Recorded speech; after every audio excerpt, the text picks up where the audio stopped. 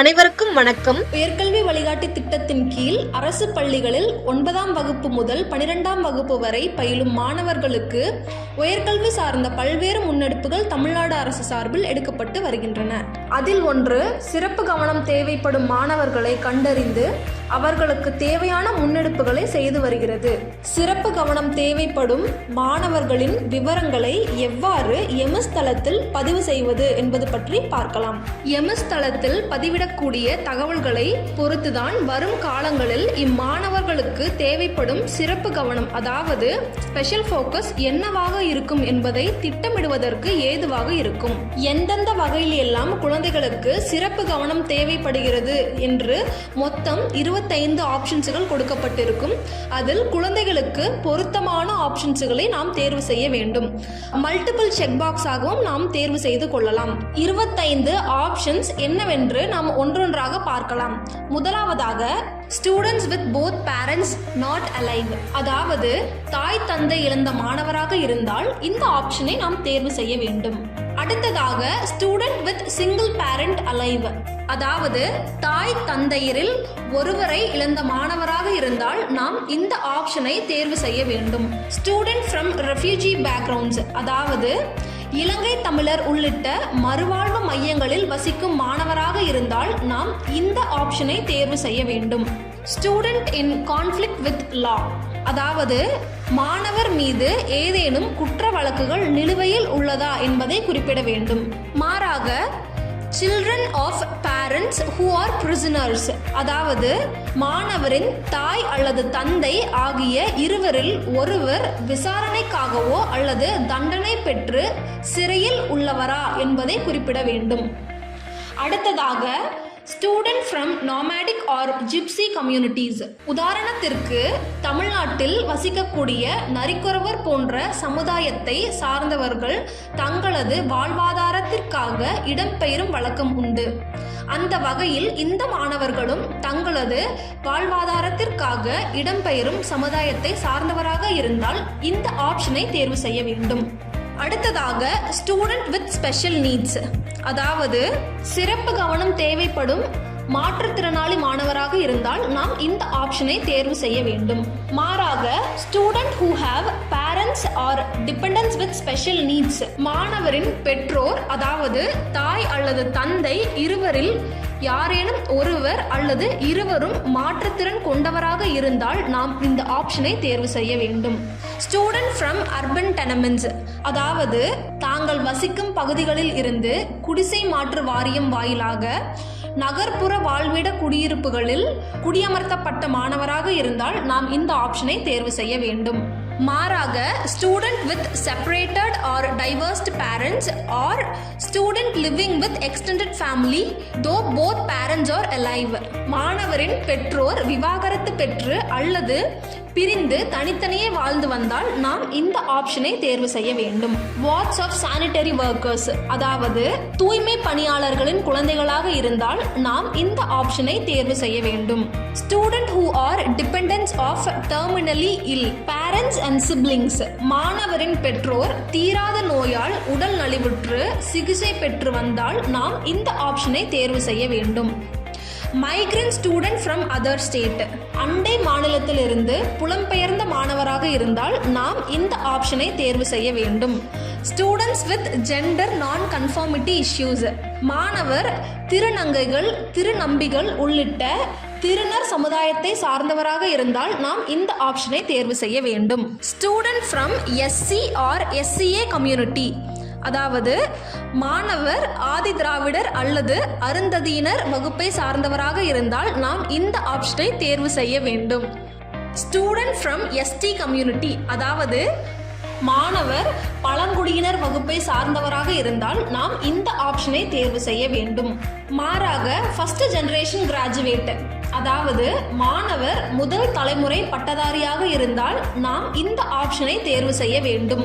Student involved இன் கோ curricular activities, அதாவது மாணவர் திறன் சார்ந்து மற்ற இணை செயல்பாடுகளில் பங்கேற்பவரா, உதாரணத்திற்கு மாணவர் கலை திருவிழா விளையாட்டு போட்டிகளில் பங்கேற்று உள்ளார் என்றால் நாம் இந்த ஆப்ஷனை தேர்வு செய்ய வேண்டும். Student with parents from fishing background or fishing occupation. உதாரணத்திற்கு மாணவரின் பெற்றோர் மீன்பிடி தொழில் அல்லது மீனவர் சமுதாயத்தை சார்ந்தவராக இருந்தால் நாம் இந்த ஆப்ஷனை தேர்வு செய்ய வேண்டும்.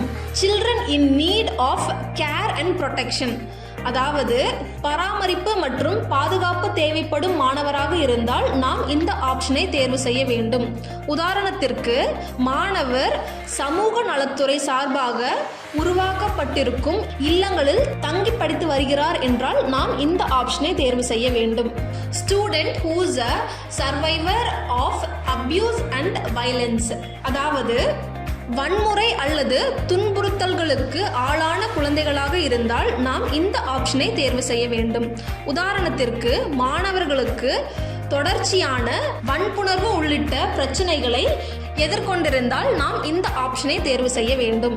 Student with history of substance abuse, அதாவது மாணவர் போதைப் பொருள் பழக்கத்திற்கு தொடர்புடையவராக இருந்தால் நாம் இந்த ஆப்ஷனை தேர்வு செய்ய வேண்டும். Student from areas needing more support, அதாவது அடிப்படை வசதிகள் இல்லாமை உள்ளிட்ட பிரச்சனைகளை சந்தித்து வரும் மாணவராக இருந்தால் நாம் இந்த ஆப்ஷனை தேர்வு செய்ய வேண்டும்.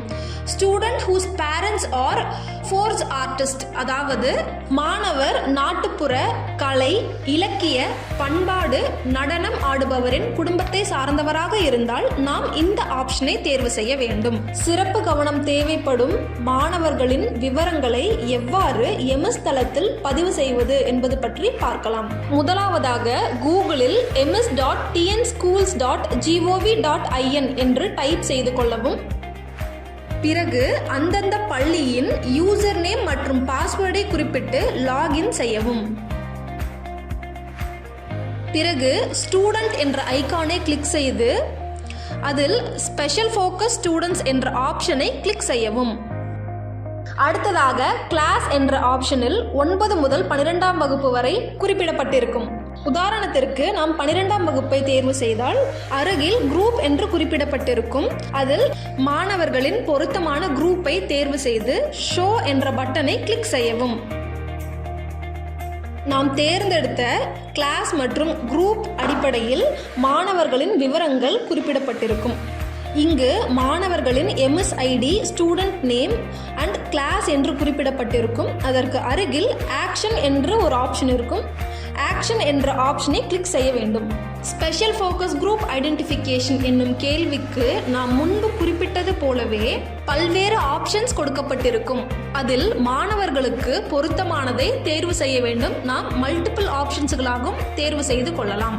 உதாரணத்திற்கு மாணவரின் பெற்றோர் தூய்மை பணியாளராக இருந்தால் வார்ட் ஆஃப் சானிட்டரி ஒர்க்கர்ஸ் என்ற ஆப்ஷனை தேர்வு செய்ய வேண்டும். அதே மாணவர் முதல் தலைமுறை பட்டதாரியாக இருந்தால் ஃபர்ஸ்ட் ஜெனரேஷன் கிராஜுவேட்ஸ் என்ற ஆப்ஷனை தேர்வு செய்ய வேண்டும். இவ்வாறாக மாணவர்களுக்கு பொருத்தமானவைகளை தேர்வு செய்து கொள்ள வேண்டும். எந்த ஆப்ஷனும் பொருத்தமானதாக இல்லை என்றால் does not belong to any of the above category என்ற ஆப்ஷனை தேர்வு செய்ய வேண்டும்.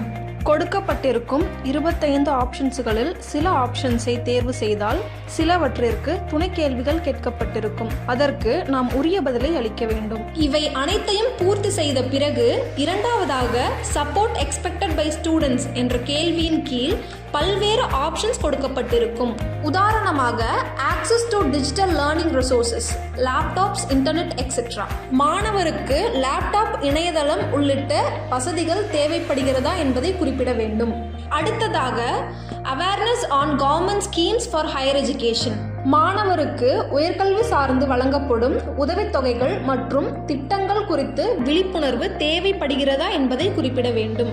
Career counselling and higher education guidance. உயர்கல்வி சார்ந்து ஏதேனும் வழிகாட்டுதல்களும் ஆலோசனைகளும் வழங்கப்பட வேண்டியுள்ளதா என்பதை குறிப்பிட வேண்டும். அடுத்ததாக transport support for attending coaching or colleges, அதாவது போக்குவரத்து குறித்து ஏதேனும் உதவிகள் தேவைப்படுகிறதா என்பதை குறிப்பிட வேண்டும். இவ்வாறாக நாம் முன்பு குறிப்பிட்டது போலவே இதையும் நாம் மல்டிபிள் ஆப்ஷன்ஸ்களாகவும் தேர்வு செய்து கொள்ளலாம். இவை அனைத்தையும் முடித்த பிறகு சேவ் என்ற ஆப்ஷனை கிளிக் செய்ய வேண்டும்.